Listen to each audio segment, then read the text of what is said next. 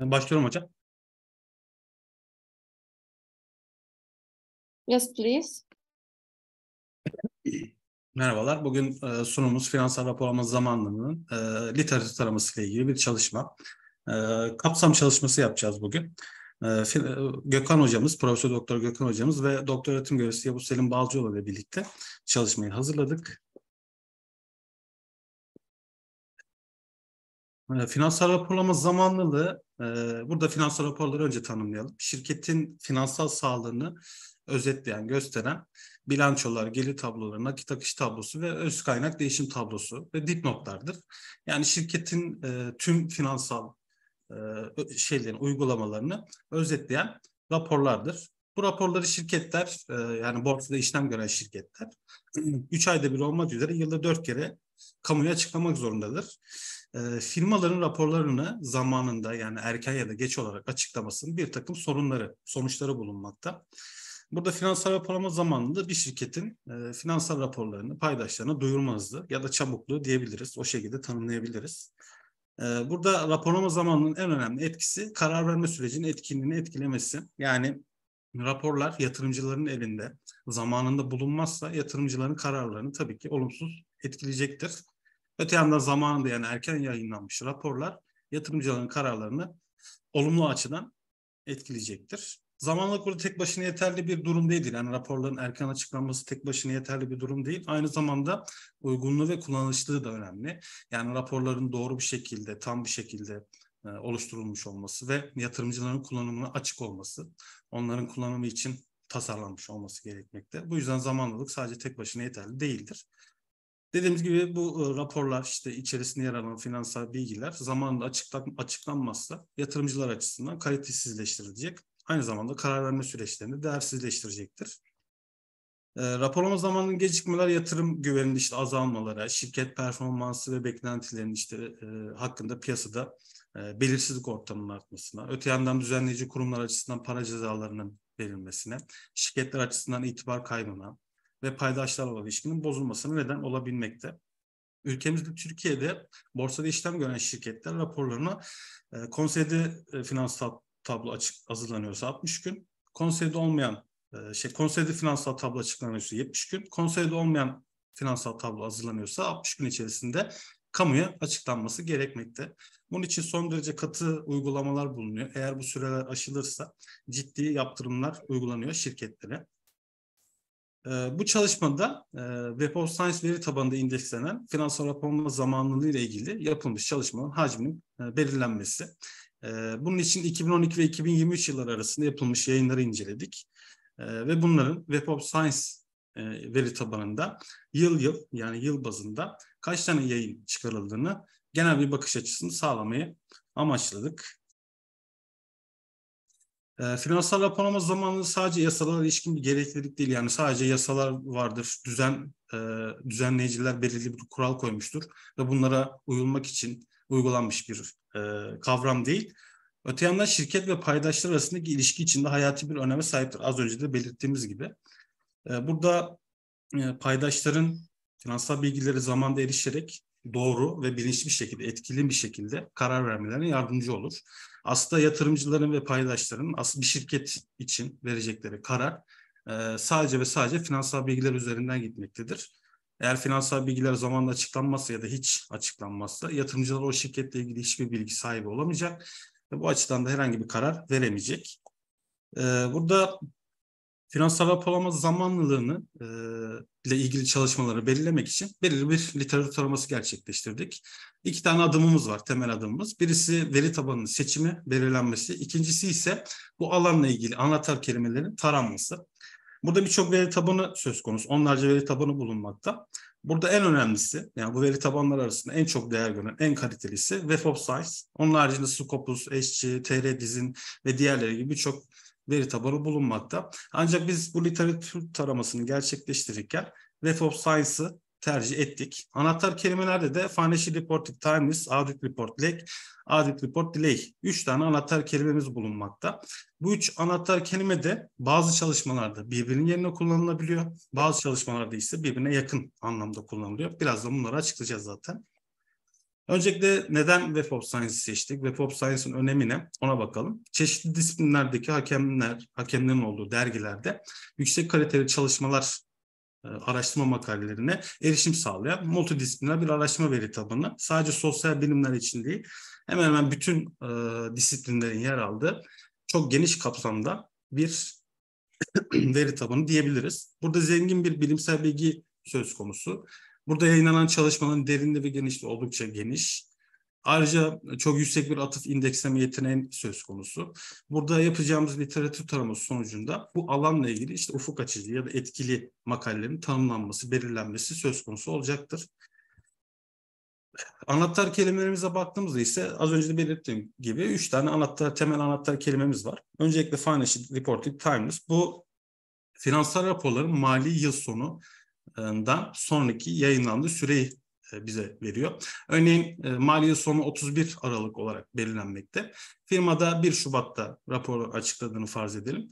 Bu durumda şirket 30 gün sonra finansal raporlarını açıklamıştır diyebiliriz. Arada 30 gün olduğu için. Bu süre ne kadar çok kısalırsa şirket finansal raporlarını daha erken açıklamıştır diyebiliriz. Bu süre ne kadar uzarsa raporlarını daha geç açıklamış diyebiliriz. Aslında raporların erken açıklanması ve geç açıklanması literatürde daha çok iyi haber ve kötü haber şeklinde geçiyor. Eğer şirket o dönem içerisinde yeni yatırımlar aldıysa, hisse senedi değerlerini arttırdıysa, satışları yüksekse, karlılığı yüksekse raporlarını da erken açıklamak ister. Çünkü çok iyi bir performans göstermiştir. Bunu yatırımcılara duyurmak istiyordur. Bu yüzden raporlarını da erken açıklamak isteyebilir. Öte yandan o dönem içerisinde olumsuz bir durum gerçekleştiyse, özellikle Covid döneminde birçok şirketin olumsuz etkilendiğini düşünürsek, raporlarını daha geç açıklamayı tercih edebilmektedir. O yüzden böyle iyi haber, kötü haber ayrımı söz konusu. Denetim raporu gecikmeleri ise şirketler finansal raporlarını açıklamaları için öncelikle bağımsız denetim raporuna ihtiyacı var. Bağımsız denetim firmaları finansal raporların geçerliliğini, güvenilirliğini, doğruluğunu ve herhangi bir usulsüzlük yapılmadığını tespit eden, beyan eden denetim raporlarıdır.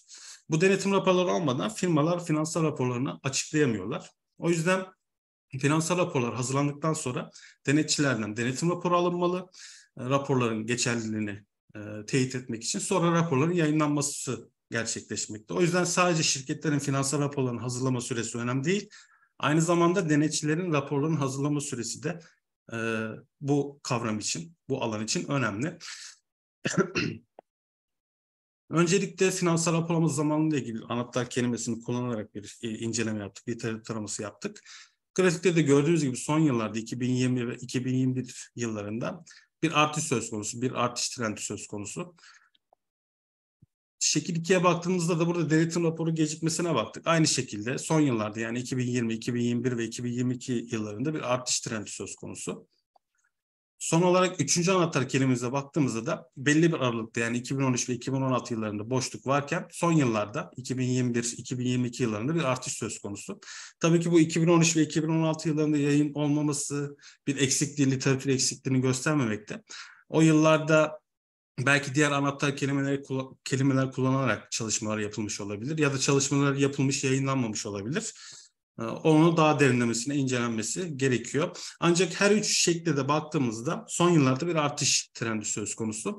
Bu da Covid'in etkisini gösteriyor diye yorumlayabiliriz. Yani Covid salgını döneminde sadece insan sağlığı değil, finansal raporların sağlığı da önemli derecede bozuldu. Birçok şirket faaliyetlerini durdurmak zorunda kaldı.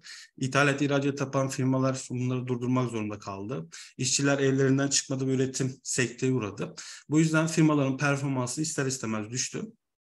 Firmalar da bu olumsuz durumu yatırımcılara daha geç açıklamayı tercih etmiş olabilirler. Araştırmacılar da, akademisyenler de Covid'in raporlama zamanında etkisini araştırmak için özellikle bu yılları 2020, 2021 ve 2022 yıllarında araştırmayı yapmayı tercih etmiş olabilirler. Burada da tablo 1'de de her bir araştırma kelimesi için, anahtar kelime için toplam kaç tane makalenin, SSL makalenin yani Web of Science'da yayınlanmış makalenin olduğunu bize gösteriyor. 200'e yakın yani 150'den fazla bu anahtar kelimelerin kullandığı makaleler söz konusu. Bu aslında önemli bir gösterge. Bu alanın, bu anahtar kelimelerin hala popülerliğini sürdürdüğünü söyleyebiliriz. Aslında finansal raporlama zamanlılığı ilk olarak 1980'li yıllarda araştırmaya başlanmış bir konu. Yani geçmiş oldukça geçmişe, yani önceye dayanıyor. Ancak gene de günümüzde hala popülerliğini devam ettirmesi önemli bir gösterge. Her ne kadar çok çalışma yapılıyor olsa da bu alan hala araştırılmaya değer bir alan diyebiliriz. Sonuç ve değerlendirmelerimize geçersek, bu anahtar kelimeleri kullanarak sistematik bir literatür taraması gerçekleştirdik. Önemli bir çalışma alanını keşfetmeye çalıştık. 2012 ve 2023 yılları arasında bu anahtar kelimeler üzerinden 150'den fazla yayın yapıldığını bulduk. Sadece Web of Science veri tabanı kullanarak.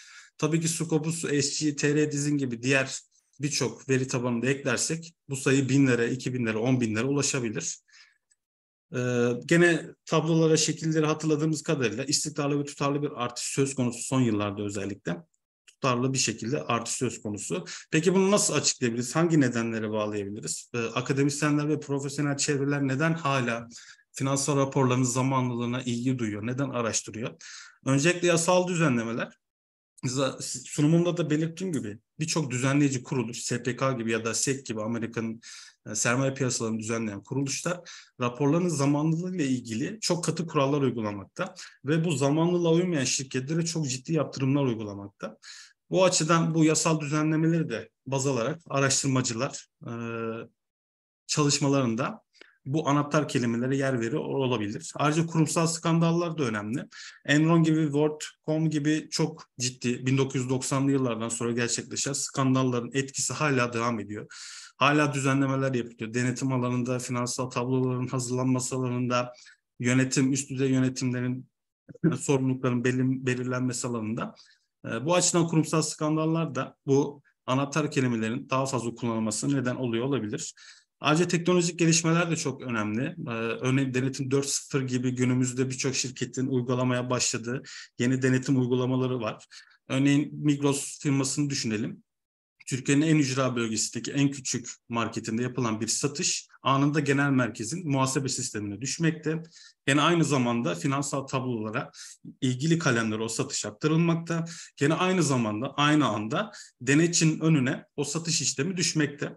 Bu açıdan hem muhasebe işlemlerinin hem de denetim işlemlerinin aynı anda gerçekleşmesi finansal tabloların ve denetim raporlarının daha hızlı açıklanmasına yardımcı olmakta.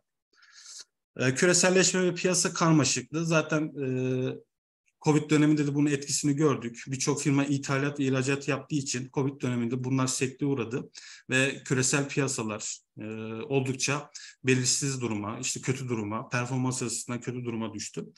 Bu tür küreselleşme ve piyasa karmaşıklıklarının finansal raporlama zamanla etkisini araştıran çalışmaların sayısı da son zamanlarda artmakta. Son olarak paydaş beklentileri, zaten raporlama zamanlılığı aslında bir yasal düzenlemelerin gerekliliğini yerine getirmek değil, şirketin paydaşla olan ilişkisini, arasındaki ilişkisinin üzerine durulması gerekiyor. Çünkü finansal yatırımcılar, paydaşların şirketle ilgili alabileceği tek bilgi finansal bilgiler. Eğer bu bilgiler geç açıklanırsa ya da hiç açıklanmazsa yatırımcılar ve paydaşlar şirket hakkında ne olumsuz ne olumlu herhangi bir bilgi sahibi olmayacak.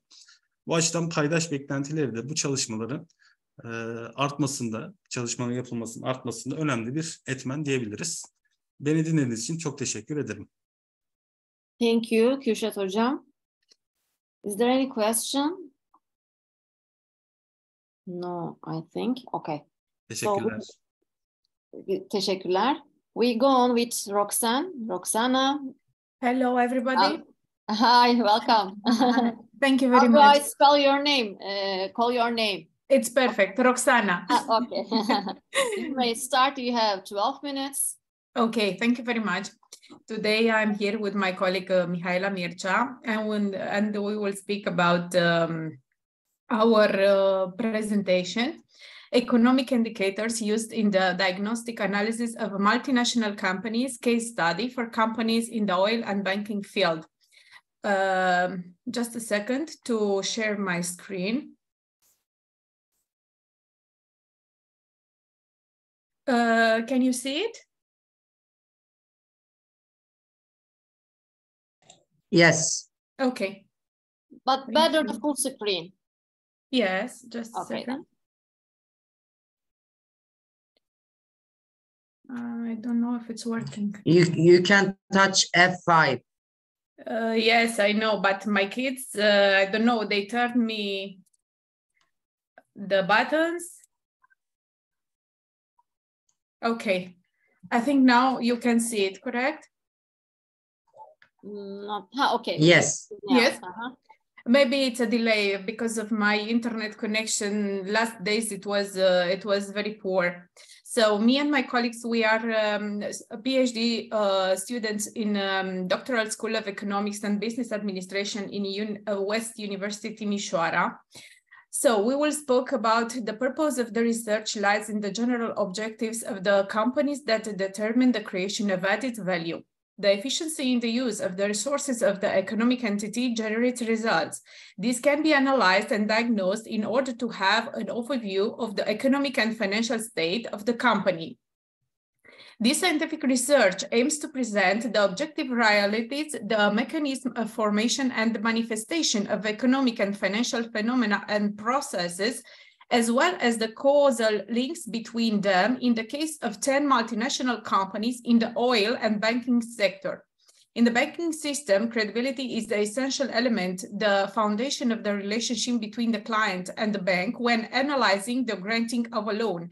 Gaining trust is achieved through a process of documentation and analysis of the client, which aims to evaluate as clearly as possible the patrimonial and financial situation, to recognize the quality of the services provided, the relationships with partners, the professionalism of the managers of companies.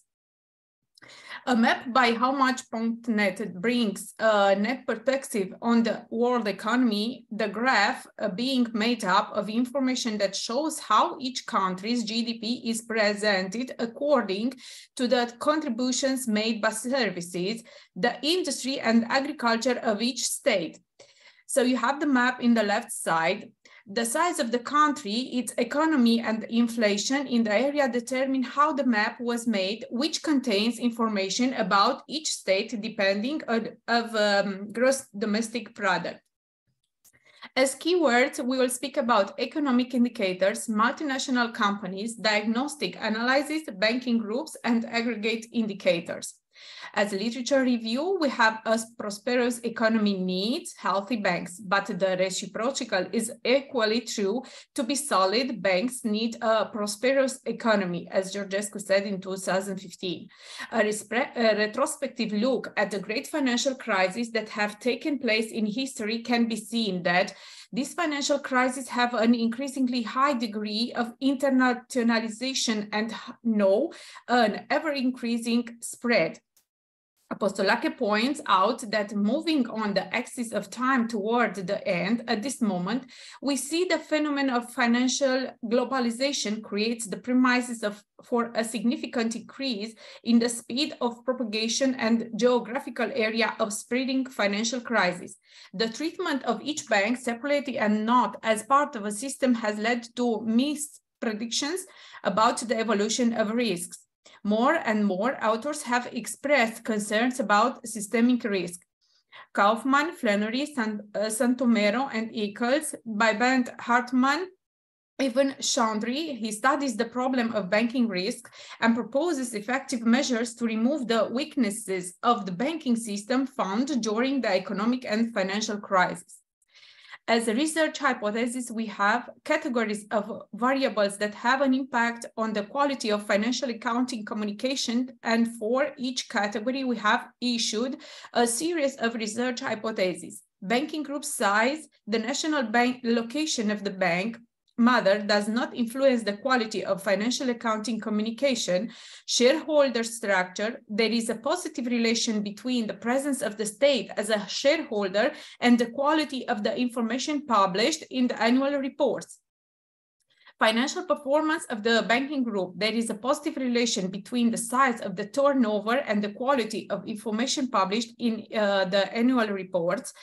There is a positive relationship between profit and the quality of information published in the annual report, positive relationship between the degree of liquidity and the quality of information published in the annual report. Positive relationship between the degree of solvency and the quality of information published in the annual reports, between degree of indebtedness and the quality of the information reports, and also return on total assets with the quality of information published in the annual reports. Method of measuring system risk based on indicators. The Basel Committee on Banking Supervision has developed a series of indicators designed to determine a bank of systemic importance. For banks in this category, there are additional supervisory requirements resulting in the mitigation of systemic risk in the financial system. The method of measuring system risk based on indicators is shown in the figure below. Here you have a point of all the first 6 banking groups that evolve on the banking market in Romania. The study presents the value of these indicators in December of each year for the analyzed period. As source, we have the National Bank of Romania, and we will present as a solvency indicator, leverage, return on assets, return on equity, and also the rate of return on basic activity. Evolution of aggregate indicators period during 2012-2022. The financial and prudential indicators specific to the Romanian banking system are within normal limits, although the geopolitical tensions in the area are increasing. Inflation continues to remain high in 2023, and the interest rates, although they have experienced a stagnation for a short period of time, continue to increase, but the financial and prudential indicators are not the same. The first is that of the first 2, the European Systemic Risk Board issued in September 2022 a warning on the increase of the likelihood of materialization of scenarios characterized by extremely high adversity, and draws attention to possibility of simultaneous manifestation of risks to financial stability. Thus, the challenges for banks in Romania continue to test the robustness of the banking system, especially aiming at increasing the risk of default due to the deterioration of macroeconomic conditions. The ability of banking financial institutions to create operational flows with positive impact, it is a particularly important asset in increasing the capital base and reducing exogenous shocks.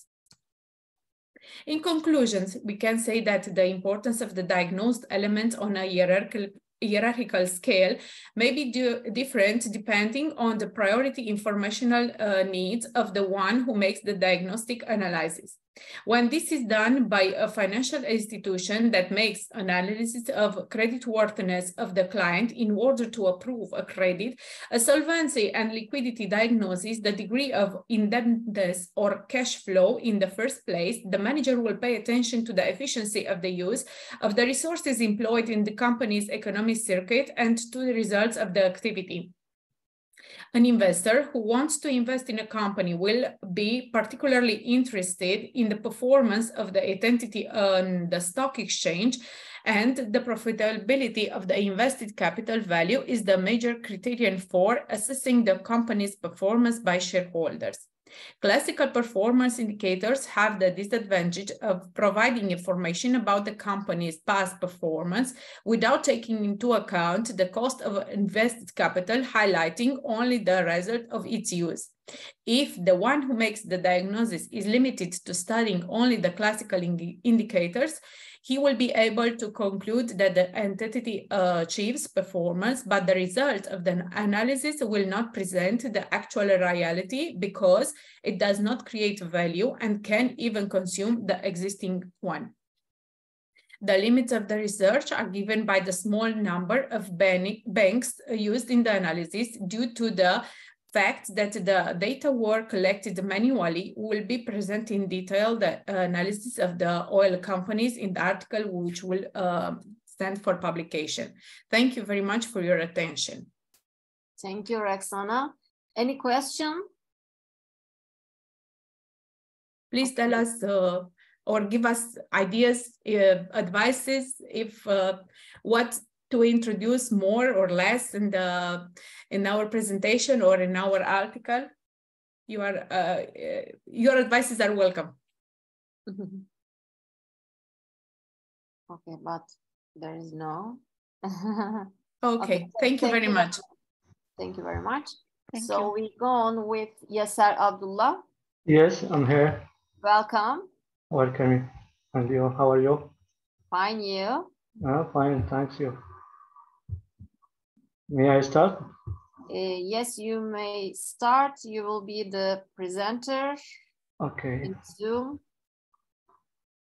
Just a minute. Okay.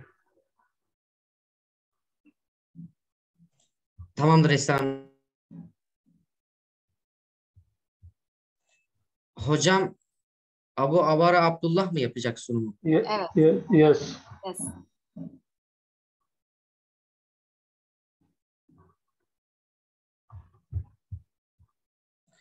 Tamamdır. You are the co-host. You can share with us your presentation. Thank you, Okay. Meryem Hocam. You're welcome.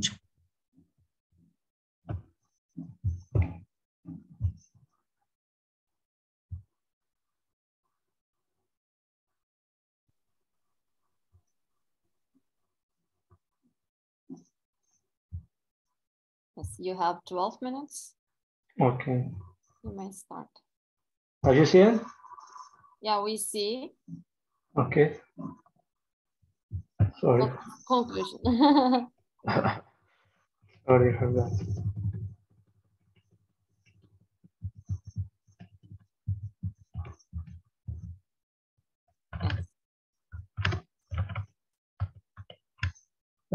Hello everyone, I'm pleased to take this opportunity to welcome you all and to present our paper that was entitled Satisfaction of Higher Education Students with Blackboard Learning System during COVID-19, prepared by Professor Dr. Pinar Barich-Oro and me from Işık University. First of all, we have here the content of presentation to start with the abstract introduction, finally with the conclusion and recommendations of the study. Here abstract for our paper, as mentioned in the name of the paper, the aim of study is investigating how satisfactory the complete transformation into Blackboard learning system for higher education students at Işık University during COVID-19. This period is through comparison between the undergraduate and postgraduate student perceptions via 30 items divided into 6 axes, which are included in a single model.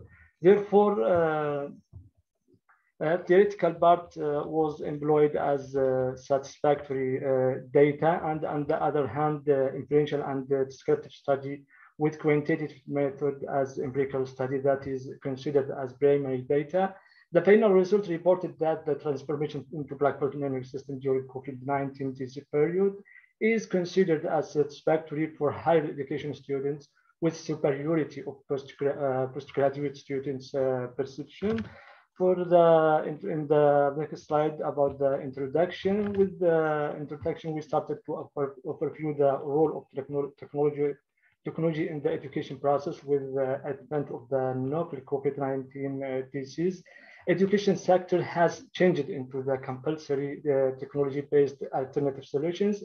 In Turkey, indeed, the higher education institutions, including Işık, our Işık University, have shifted into the full-fledged online learning system, wherein Işık University has adopted the Blackboard learning system as a tool to delivering the online education. In the next slide, it's about the research questions. For the research questions or the research problem, it was how satisfactory is the total transformation of educational process into the Blackboard learning system for higher education students at Işık University during COVID-19 period. Therefore, we have the research method that we can see in the figure. The middle basically tries to investigate the extent to which the efficacy, engagement, usefulness, communication, and ease of use, and challenges access, all these access as independent variables influence students' satisfaction as a dependent variable. Therefore, we supposed three hypotheses. The first hypothesis is the self-efficacy, engagement, usefulness, communication, and ease of use challenges access positively have no effective effect on the student satisfaction. The second hypothesis is there is no statistically significant differences between undergraduate and postgraduate student perception and the level of overall the access of the satisfaction with Blackboard learning system. This hypothesis has 6 sub-hypotheses that have the same wording as the before in terms of the following axes: self-efficacy, engagement, usefulness, communication, and ease of use, challenges, and finally the satisfaction. The third hypothesis is about the demographic dimension. It stipulates do they have no effect on the program students program study and the satisfaction with Blackboard learning. For the literature reviews, we have shed light on the online learning, distance education, and e-learning and differences between them that are still contentious. It can be claimed that they are different from each other in terms of how they are delivered, or however they are concurred in terms of the depending and technology tools. Learning management system that is called LMS for short is a technology platform that can be used to automate the administration, development, and delivery all companies' training programs. And the Blackboard system, so-called in this study BLS, is one of the learning management system, learning management system used to contribute to the deliver the traditional online and hybrid education. In other words, it's technology-based learning platform, and it's also employed as the platform to manage and deliver education in all forms, in all its forms. Then students' perception about the Blackboard learning system satisfaction in literature review were overviewed, as their opinions varied between positive and negative acceptance and rejection, be it normal or abnormal situation. As for the research method, as you can see here, we used inferential and descriptive study with the quantitative approach, and data collection, it was the primary data, where in the online 2 parts questionnaire we survey formulated by Google Form was used. This survey was closed-ended questions used a 5-point Likert scale ranges from the strongly disagree to strongly agree. Here some example for items and question of our questionnaire survey as presented before you. It contains 2 parts. First part for the demographic dimensions, including elegance question with various options such as age has 3 options, as you can see, and the second part for the student perceptions includes 30 items divided into 6 axes, as the first as the self-efficacy, engagement, and satisfaction axis have 4 items for each of them. And here for our with respect to population of research was undergraduate and postgraduate student at Işık University in Istanbul, Turkey. Sample size, as we can see, was just 294 and students. Of course, number of the undergraduate is 272, nearly 82%. Postgraduate is 52, approximately 18%, and 160 males, about 54%. The female is around 46%, and the data analysis was inferential, as we mentioned before, and descriptive analysis. For that, SPSS 26 version was used, and for the result, as we can see here in summary, the result showed that the first hypothesis was rejected. In other words, there is statistically significant influence. To examine the second hypothesis, the independent sample test was used for the comparing between means with the significance level was at the 0.05. And of course, if the p-value more than 0.05, the hypothesis is accepted, otherwise it's rejected. And the findings appear that the second hypothesis concerning overall access, its sub-hypothesis related to the self-efficacy, communication, and ease of use, and challenges access were rejected, meaning that there are statistically significant differences. In contrast, sub-hypotheses regarding the engagement, usefulness, and satisfaction access were rejected.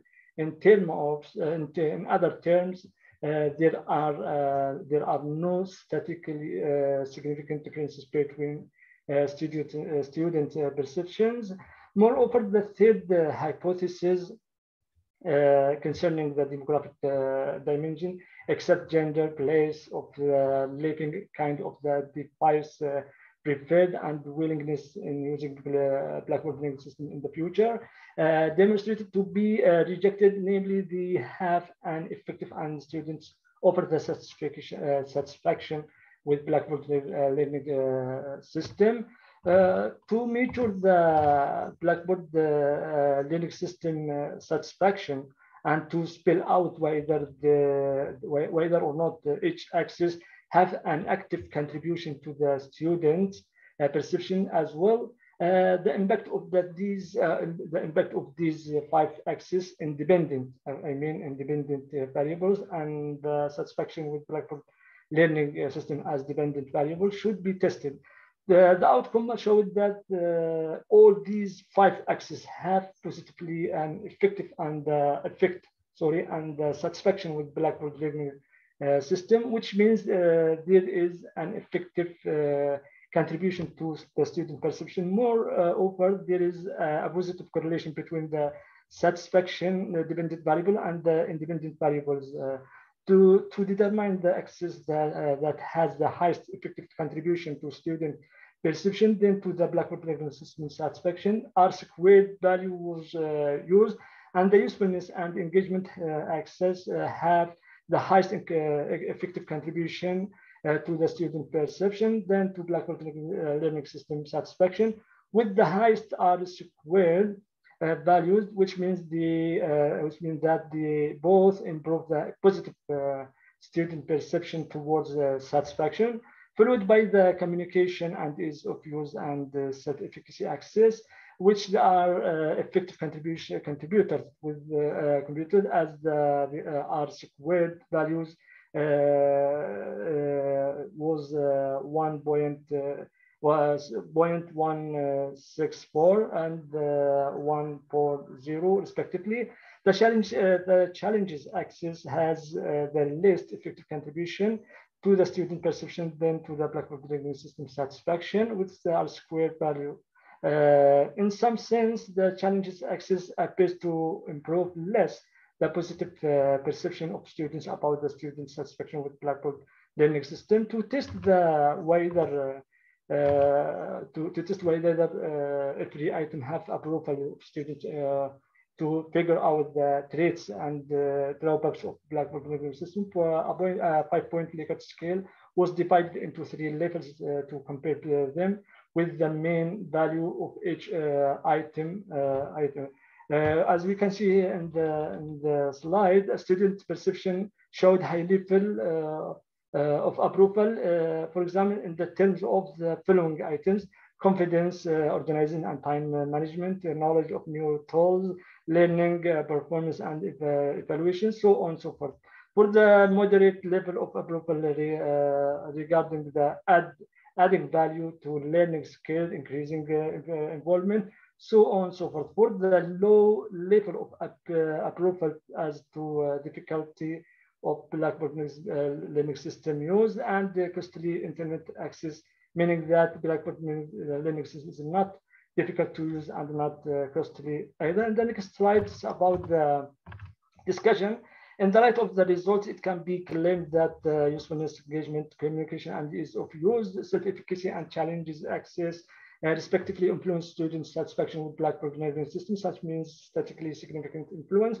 They have an effective contribution to the student's perception and then to Blackboard learning system satisfaction, meaning that they are satisfaction indexes.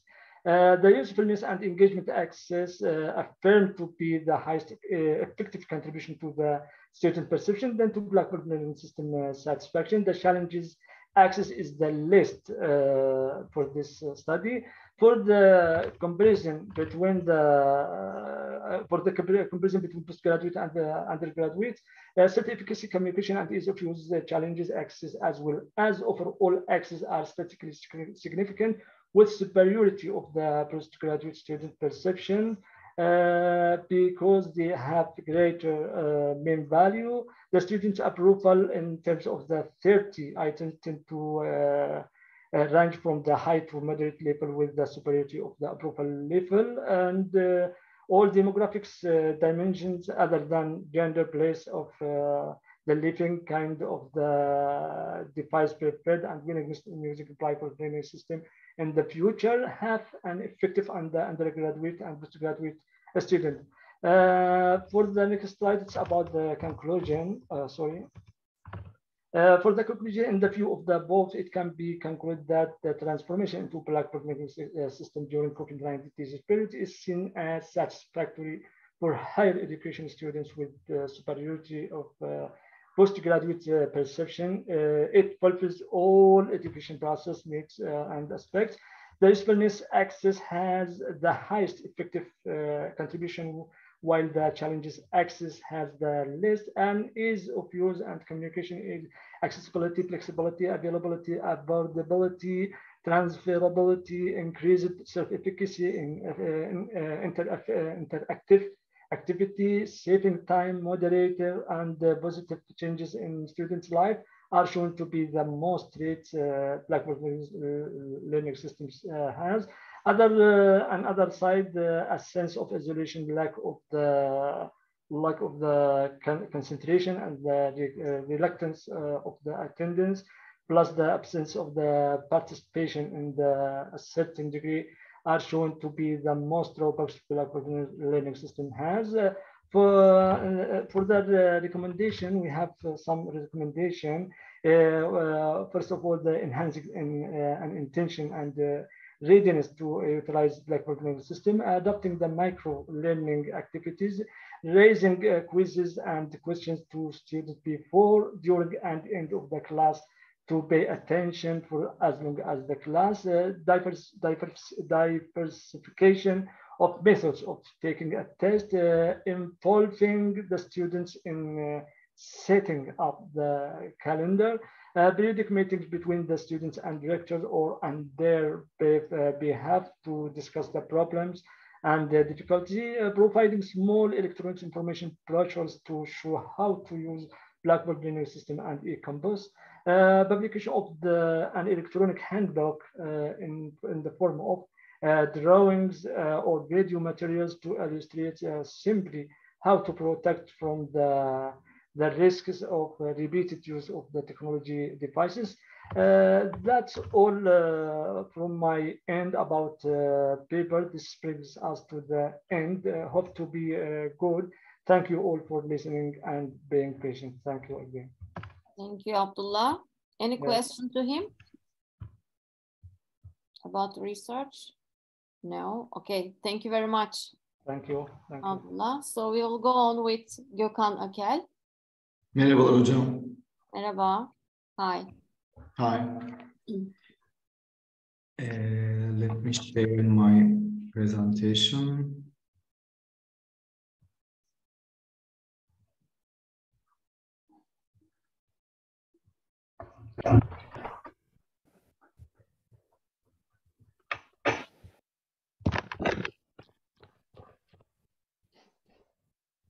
Is it visible?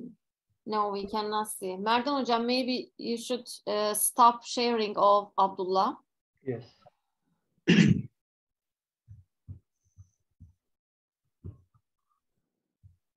Okay, now. Yeah, you may start. We have 12 minutes. Okay, thank you.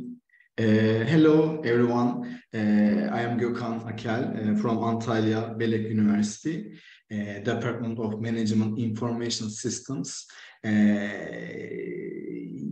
I want to say something a little shortly. My first publication in my academic life was a conference paper at the Global Business Research 6 years ago. It was first time. Now I am in the 6th year in my academic career.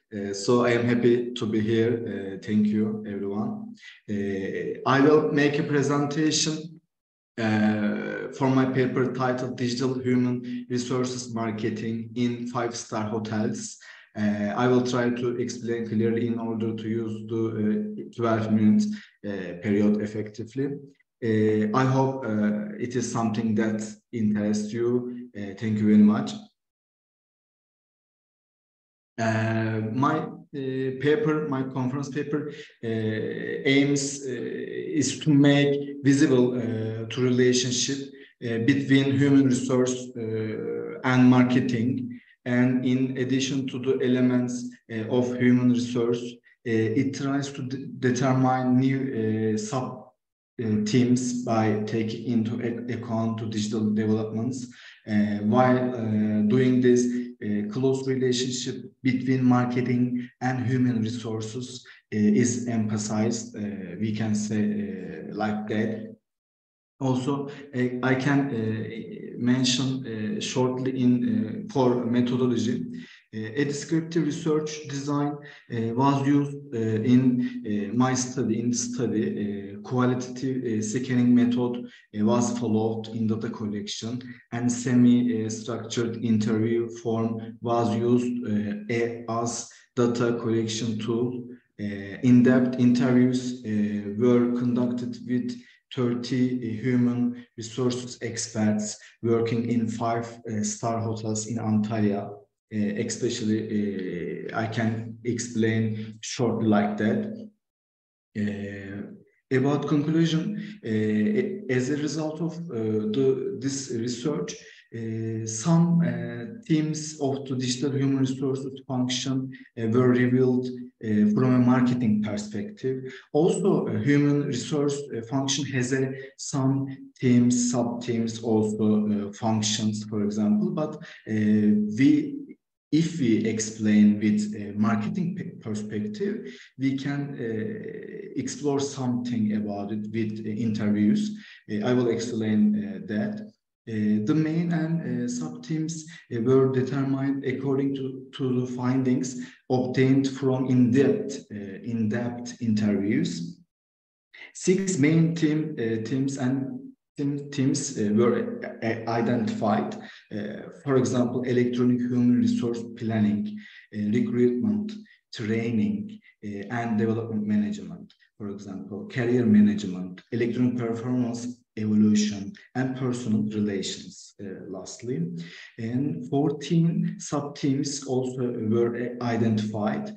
For example, I don't count all of things, but career websites, social media, email marketing, search engine marketing, online interview, for example. These findings offer recommendations to enhance digital human resource marketing strategies and also competitives for 5-star hotels in Antalya. This study also underscores the importance of embracing digital transformation. Also, we can say continuous adaptation in the hospitality sector, industry, for example. In the rest of the paper, you will find some literature review in the full text, especially. I will not mention all literature review here, but you can find in the full text. Data data and methodology you will find soon. After that, I will mention about conclusion, findings, and suggestions, for example. Data and methodology, research design, research area, and working group. This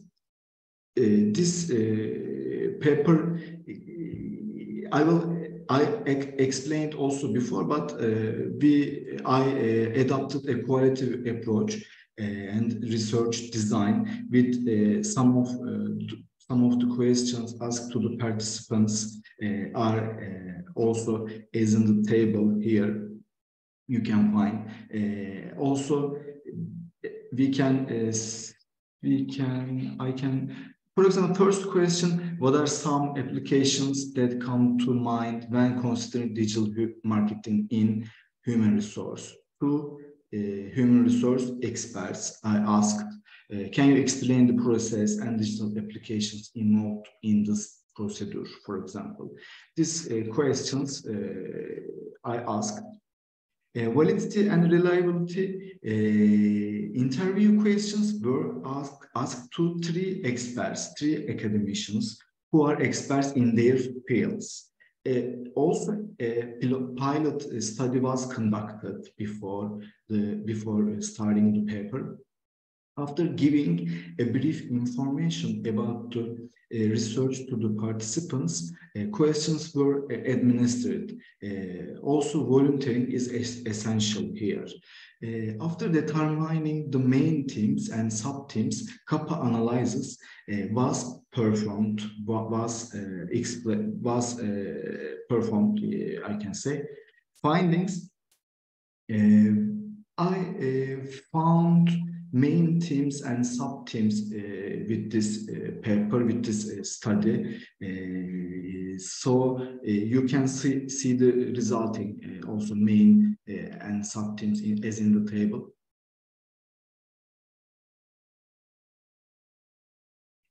You can see all of the teams here in the detail.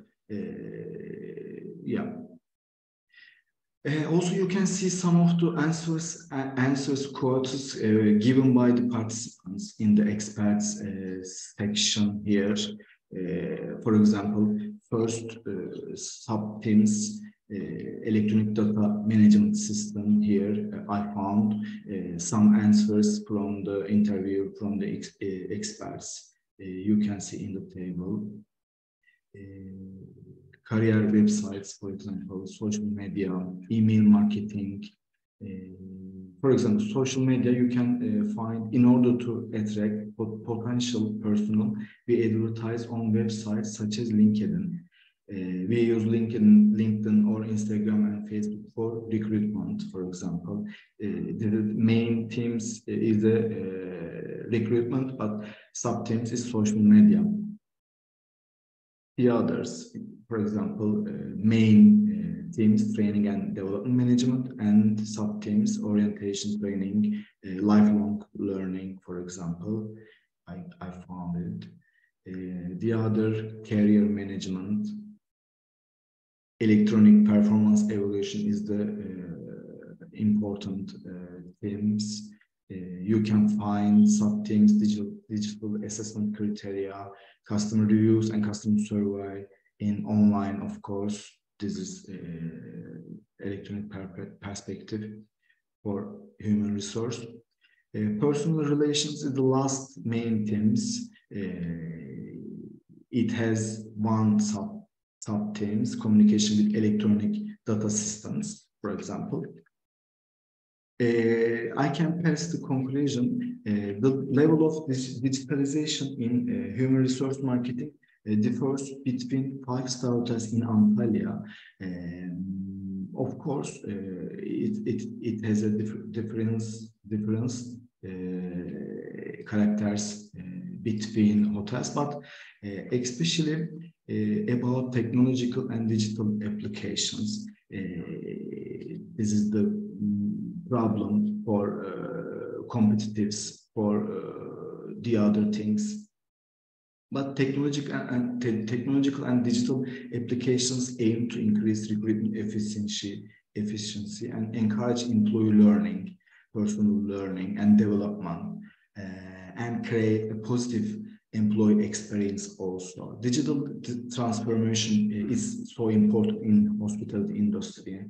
Also highlights the importance of aligning digital workforce marketing practices. Also, the findings show that digital transformation is critical for hotels to remain competitive. It's important keywords and successful in the rapidly evolving hotel industry also. I also present in the full text for future research in this area is some suggestions, some implications also after conclusion. Also, I have a limitation about it because I asked the question just experts who lives in Antalya. This is the big and classic limitations, I can say. Some challenges also between five-star hotels about using digital technologies to improve their human resource marketing strategies. Also, high cost. This is also challenges, difficult. After I can show you some references list. Thank you for listening.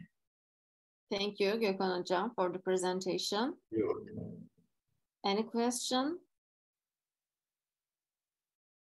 No, I guess. Okay, thank you very much. Thank you very much. See you.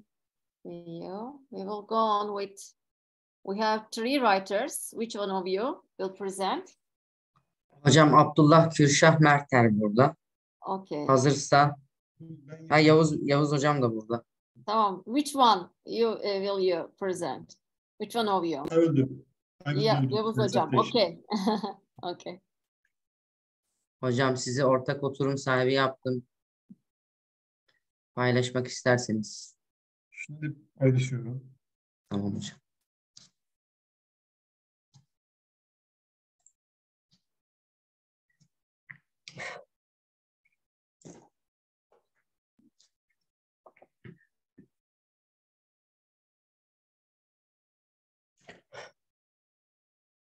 Sanırım geldi. Yes. Evet hocam. My name is Hüseyin Bolcuoğlu. I'm working as a lecturer at the Gebze Technical University and the Department of Management Information System. I will do my presentation in English. Hocam, sorry, can you please make it full screen, please? Of course.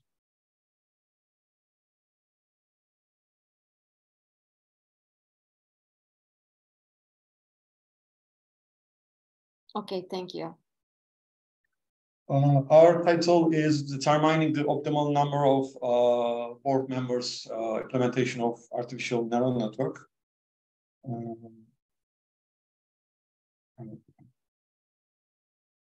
Let's see the introduction. Corporate governance plays a crucial role in the success and sustainability of organizational across various industries. The composition of efficiency of a company as board of directors significantly influence its overall performance and strategic decision. One critical aspect of board composition is determining the optimal number of board members to effectively manage the organization and make informed decisions. The use of artificial intelligence, particularly the artificial neural network, the ANNs, has gained momentum in recent years as a reliable tool for solving complex problems and optimization various processes. ANN inspired by the biological neural network found in the human brain and are capable of learning and adapting the new data, making them ideal for analyzing, integrate new relationship between variables. This study to explore the implementation of artificial neural networks in determining the optimal number of board members for organization across different sectors. The research will consider various factors such as company size, industry, financial performance, and board diversity, which may influence the optimal board size. By utilizing ANNs, we expect to identify the pattern and relationship between these factors and board effectiveness, ultimately contributing to a more comprehensive understanding of the ideal board composition. Our methodology is the methodology employed in the study is designed to investigate the optimal number of board members for companies, taking into account various financial performance indicators and control variables. Let's see the ANN model development to determine the optimal number of board members based on financial performance indicators. An artificial neural network model is developed. The input layer of the model consists of the financial performance indicators and the control variables. Also, I have to mention the model training and the validation. The data is split into training set and a validation set. With the training set used to train the ANN model, and the validation set employed to evaluate its performance.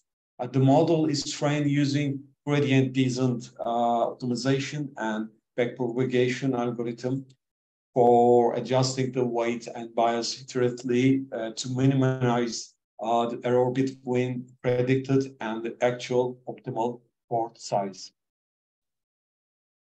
Also, we do a model evaluation and sensitivity analysis to further understand the impact of input variables on the optimal number of board members. Also, this analysis aims to identify the most influential variables in determining the optimal board size and to explore the nature of their relationship with the output. When we see the table 1, the findings of the ANN study are shown. Table 1, according to the findings, table 1, the rho is the most significant predictor, and with the maximum effect differences of 0.237, ROI intensity came in second with a maximum effect difference of 0.165. The feature of boards shown were shown to be a more important predictors of the optimum number of board members as indicated by the findings. When we check the figure 1, as you can see, the continuing on the model with the model for the ANN-based variable analysis, we continue. This statistical analysis of the model relevance may be seen in figure 1 and table 2. As compared to other factors, the significance of the rho variables as predictor is much higher. At least one of the intervals is affected by each of the 8 factors, and each of those 8 variables has statistically significant influences. When we see the table 2, table 2 shows that the ANN's analysis of the relative relevance of the factors to mitigate this limitation, the robot must check or perform to test the validity and reliability of the results. And the conclusion, when we see the conclusion, information on the potential processes that are operating in the background, the finding illustrate one possible way to how ONBM might impact company performance, and the metrics of ONBM play a key role in forecasting the ANN outcomes. And despite of the fact that our machine learning technique has numerous advantages, our conventional econometric models. It nevertheless has several disadvantages in common with this model. For instance, despite the fact that our model contains a comprehensive list of company and board characteristics, we are unable to rule out the possibility of endogeneity due to the presence of omitted variables bias. Lastly, the first essential step is to demonstrate that relationship seems to be presented in the data after having a thorough understanding of the possible origins of this link, finding connections between the many factors that have been looked and determining the relative relevance of those links is to primarily focus our study. For the sake of our investigation, we are mainly interested in making use of machine learning as a descriptive tool that may identify patterns in the data without hypothesizing any specific theory. As a result, the result of our study indicate the significant discoveries that might direct researchers in the identification of crucial factors that have to be incorporated in the theoretical models in further research. Thank you for listening to me. Any questions? Thank you, Hocam. Any questions? Yes, I guess no. Thank you very much. Thank you. And now we will go on with Gülbeyaz Hocam and Alparslan Hocam. Merhaba hocam. Merhaba. Hi. Which one of you will present? Gülbeyaz is going to be presenting today. Okay. Nice. Welcome. Thank you. Hocam, you can share your presentation with us. You are the co-host.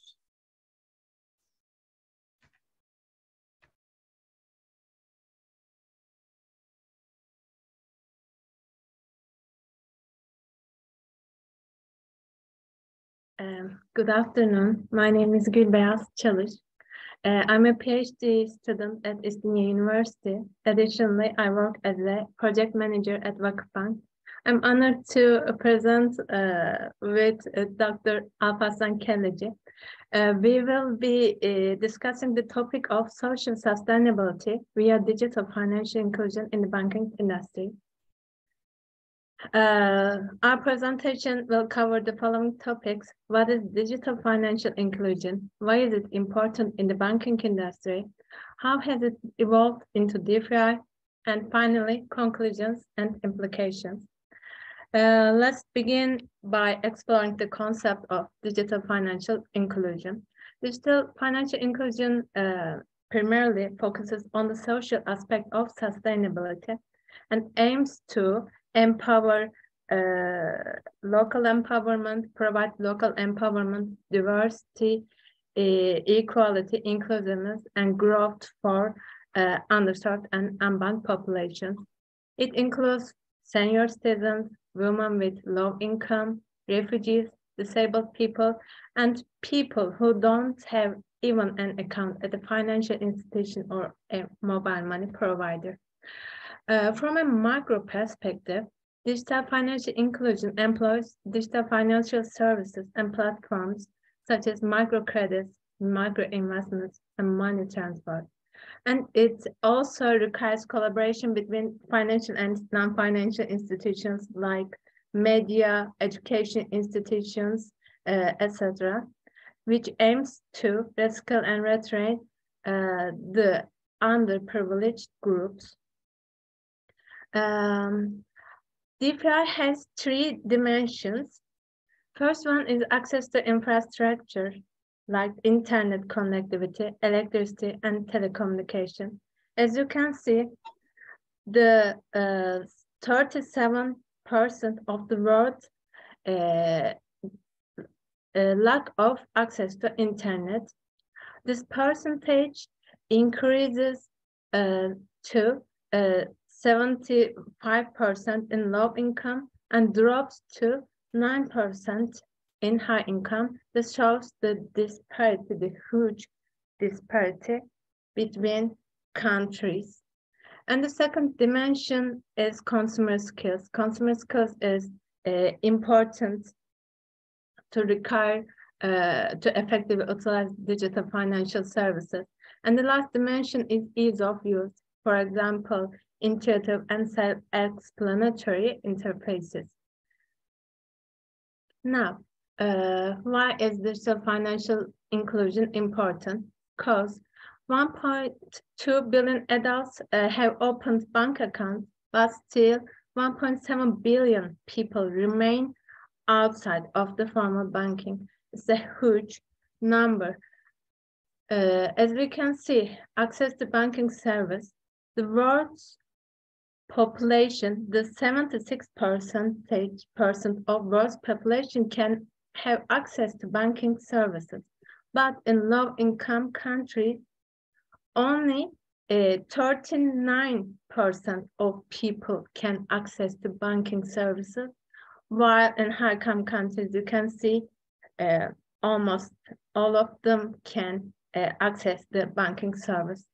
As you can see in the map, especially in high-income countries, it's traditional that you have an account.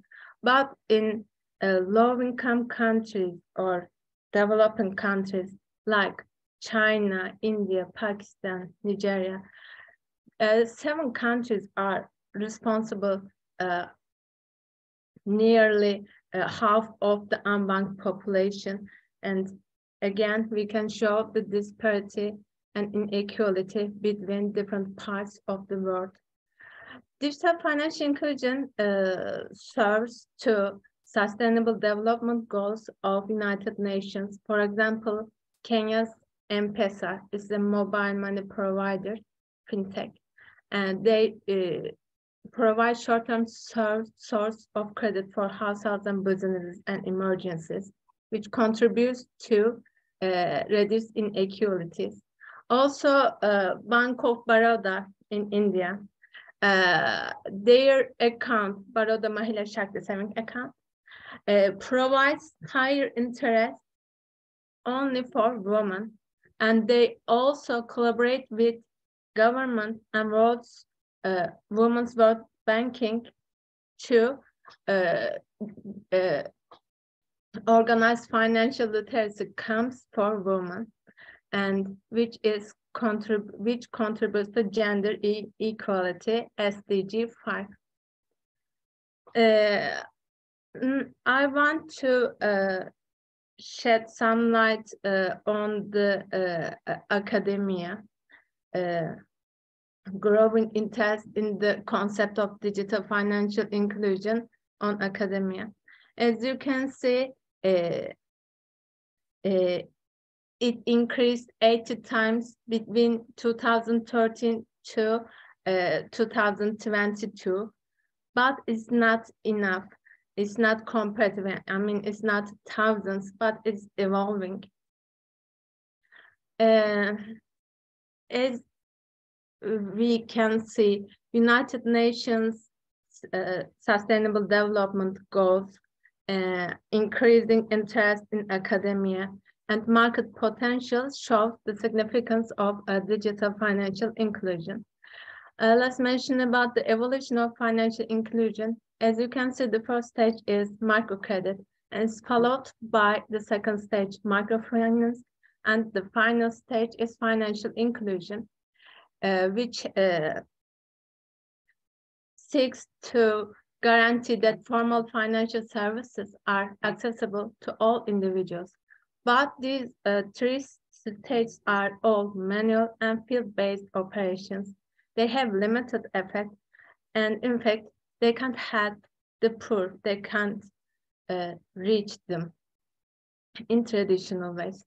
So the first stage is coming, digital financial inclusion. Digital financial inclusion leverages a technology to reach these excluded people and give them and broaden the accessibility to formal financial services to all the people. And it changed the paradigm shift to transform the life of those at the bottom of the pyramid. The evolution of the digital financial inclusion can be attributed to key milestones. As you can see, it started with 2010 and G20 Principles for Innovation Financial Inclusion, and it's continue to gaining traction. Now, when we explore the development of digital financial inclusion in the banking industry, we can observe three stages. In the first stage, consumers tries to maximize their own utility, and banks aims to maximize their profit. And the focus is in value in exchange. This phase involves traditional operations and traditional authentication. And the second phase, the platform economy. Platform economy refers to buy and sell products, goods and services through online platforms. And in this stage, the emphasis shifts towards to value and access. It focuses on providing access to financial services rather than just exchanging value. As we reach the third phase, the common economy takes place. Common economy refers to collective management and sharing of resources among members of community. It promotes sustainability, fair distribution, and value and participation becomes the focal point. Interoperability and digital systems, digital identification systems for know your customer play significant roles in this phase. It enables seamless collaboration between financial and non-financial institutions to reach the digitally or financially excluded people. Installing physical branches or ATMs is not always a cost-effective way, and it's always not possible. And also the lack access to infrastructure also is another problem. So banks need to non-traditional and innovative approaches to surmount these obstacles. For example, Wells Fargo partnership with MoCafe. MoCafe's customers can use Wells Fargo's ATMs without any fee. Or Lloyd Bank's digital impact and inclusion team. They empower people. They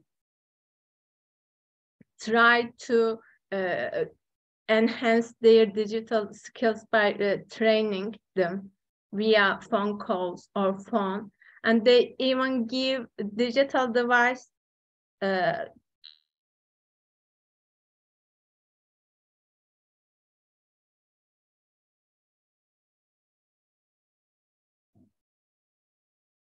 Okay, Gillpatrick is gone.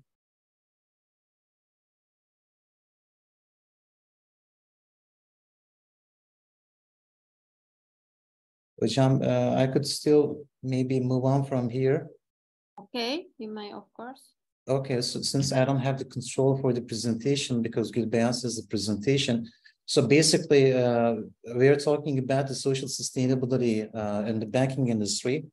So the as you have seen on the map, there are like 1.7 billion people who don't have the access to services and the financial institutions.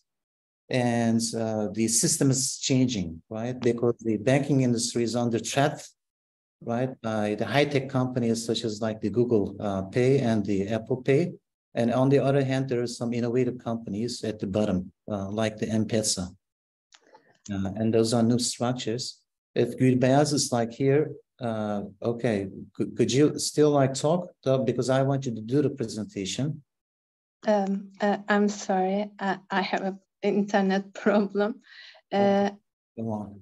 If you want, you can continue, or I can. No, I especially wanted you to do the presentation. Go. Okay, sorry. I'm sharing the presentation now. Yeah, your cam is off though.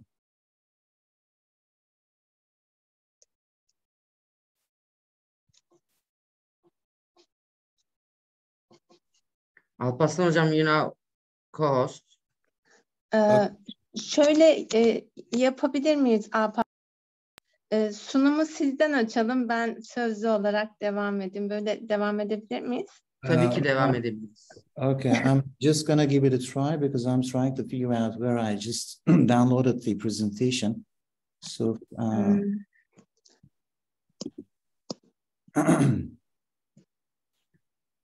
okay, let me give me about a minute. I want to have it in the reading mode. And choose.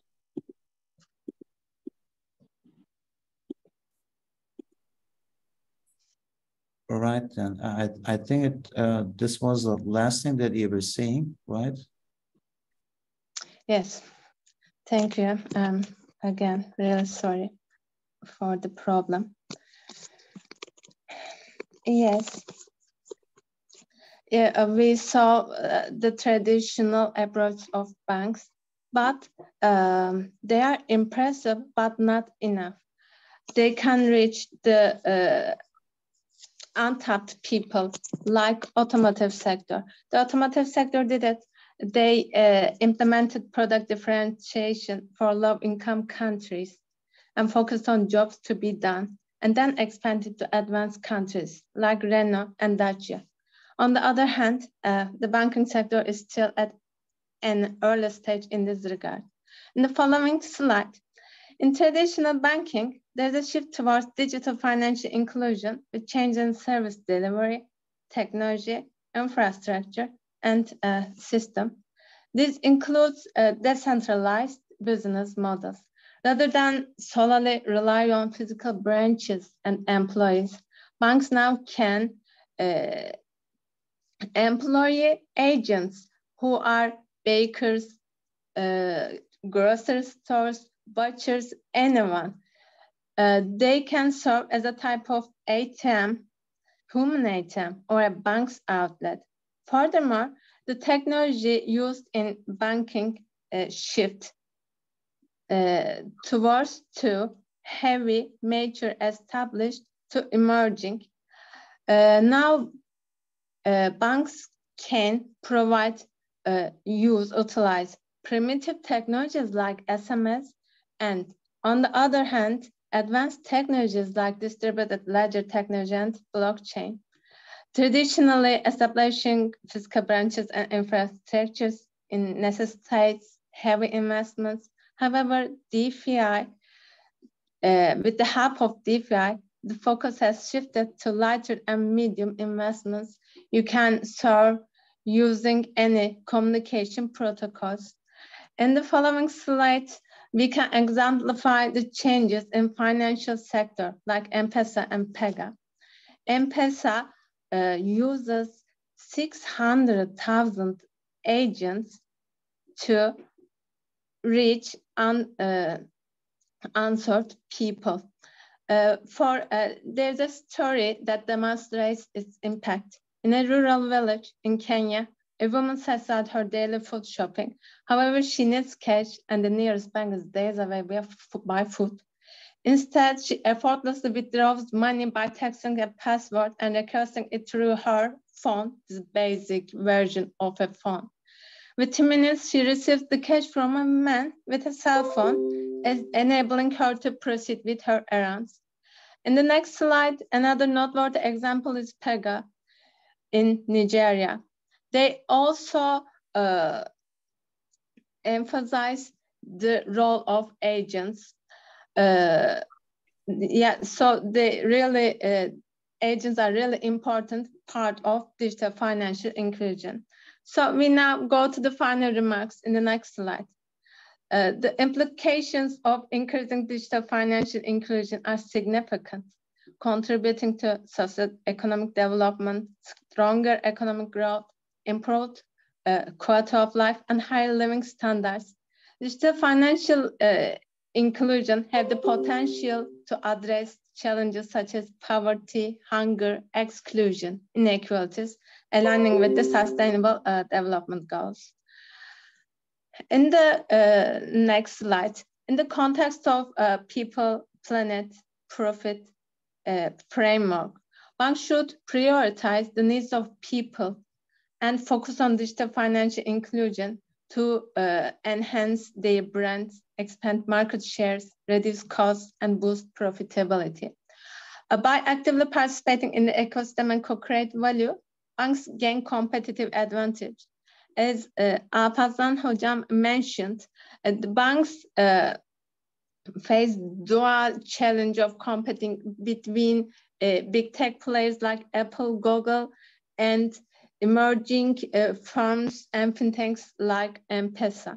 To thrive in a blue ocean metaphor, banks must shift their mindset towards value simplification rather than simply adding value, and create new markets by reverse engineering, reverse innovation, and simplifying complex processes. We can continue slides, Alparslan Hocam. Yes, thank you. As regulations, data governance, ethics, empowerment, and innovation gain traction, evolving technologies continue to create new business models. As we mentioned, agent banking model is emerging. Understanding the needs of unbanked people is crucial for achieving both SDG objectives and market share growth driven by corporate social responsibility.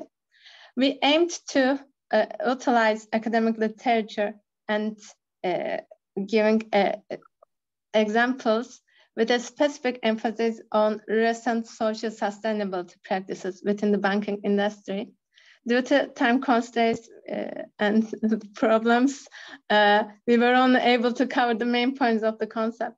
Thank you for your attention. If you have any further questions, please feel free to ask. Alparslan Hocam, I just want to give the floor to you. Thank you. Okay, all right.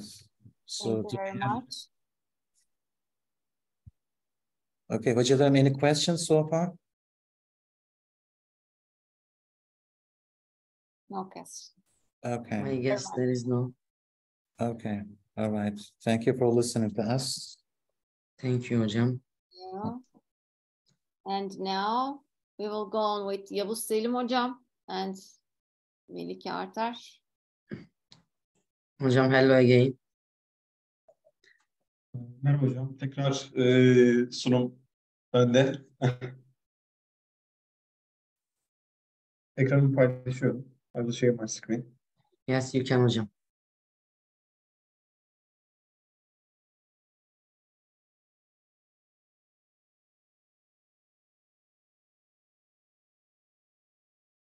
I think everything is fine.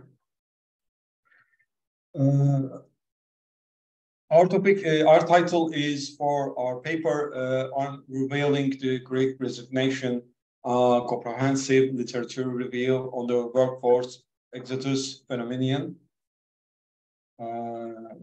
We research the Great Resignation as a scope review.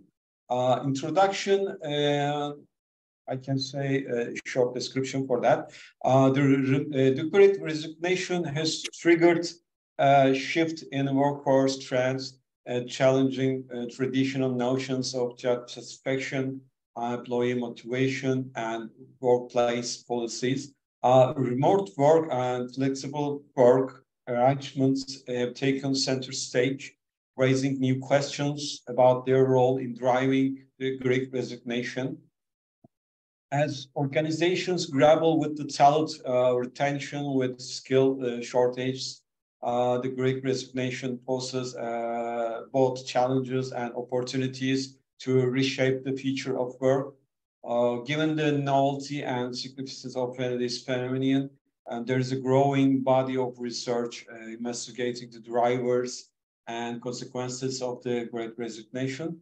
as well as the potential strategies for managing this trend. However, the scattered nature of this literature calls for a semantic and comprehensive review to synthesize the existing knowledge and identify the gaps for future research. Our article aims to provide a review of the current literature on the Great Resignation by analyzing the research for diverse perspective, and the review seeks to offer valuable information to academics, business leaders, policymakers, and employees who navigate this new landscape. The ultimate goal is to promote better understanding of the Great Resignation, its impact on the labor market, and the strategies that can employ to address the challenges and opportunities in its presence. When we see the methodology is actually begin by creating a list of search terms based on the main dense concepts and keywords related to our topic, such as Great Resignation, workforce trend, employee motivation, job satisfaction, remote work, etc. Also, I can talk about the databases. We selected Web of Science and multidisciplinary database over an extensive collection of research articles. Also, we choose Scopus, another multidisciplinary database, and also using both Web of Science and the Scopus for our literature research, we aim to capture a broad range of research articles related to the Great Resignation, encompassing various aspects such as workforce trends, employee motivation, remote work, and policy applications. When we check the finding, organizations are facing the challenge of retaining their employees amidst the Great Resignation. They must rethink their strategies and policies to ensure that they are meeting the changing needs and expectations of their workforce. With many employees resigning, organizations are struggling to fill vacant positions. This has increased the competition for talent, making it more difficult for organizations to find qualified candidates. High turnover rates can disrupt business operations and negatively impact productivity. Organizations must find ways to ensure continuity despite healthcare workers or frequent changes in personnel. For example, healthcare sector has been particularly affected with many healthcare workers resigning due to burnout and high stress environment caused by the pandemic, and the school and university also facing the high resignation rates. When we see the table 1, as you can see, we divided the papers for their status. For example, article, editorial material, or access review article, book chapters, proceeding paper. Also, we use different keywords, like I said before, Great Resignation, voluntary resignation, flexible work arrangement, Generation Z, for example. We search every details for the papers. Numbers are shown in the table 1. When we see the discussion, the employers can offer a flexible work arrangement such as remote work or flexible hours to accommodate employees' needs and preferences.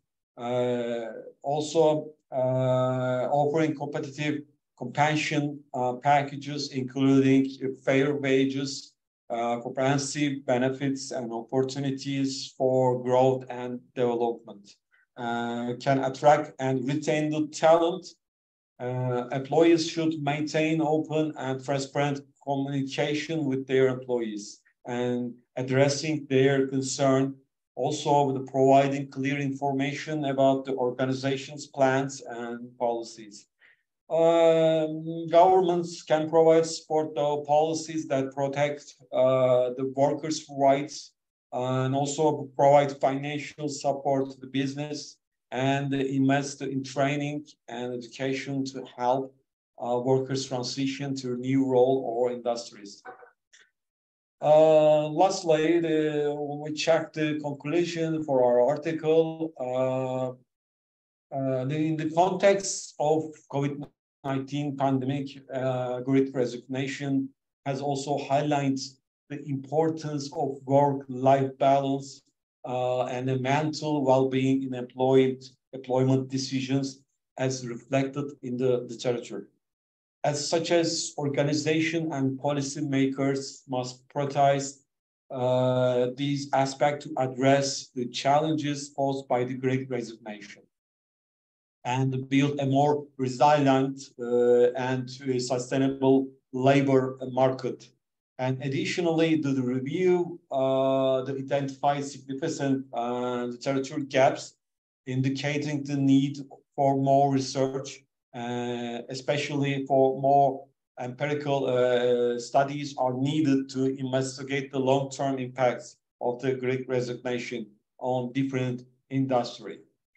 And in conclusion, this comprehensive review of the literature has provided a holistic understanding of the phenomenon of Great Resignation by consolidating existing knowledge and identifying areas for future research. And this review contributes to academic discourse and offer valuable information for practitioners and policy makers navigating the Great Resignations. And as we continue to grapple with this labor market phenomenon, the insights derived from this literature review offer a roadmap for navigating the challenges and the opportunities of the Great Resignation in the post-pandemic world. Thank you for listening. I can get the questions if you have. Thank you very much. Thank you very much, Yavuz Hocam, for the presentation. Any question? So far, no. No. Thank you for the good presentation. No. Thank you. Thank you, Hocam. Thank you. Okay. Lastly, we have Ezgi Avcı, but I cannot see her, so she's not here.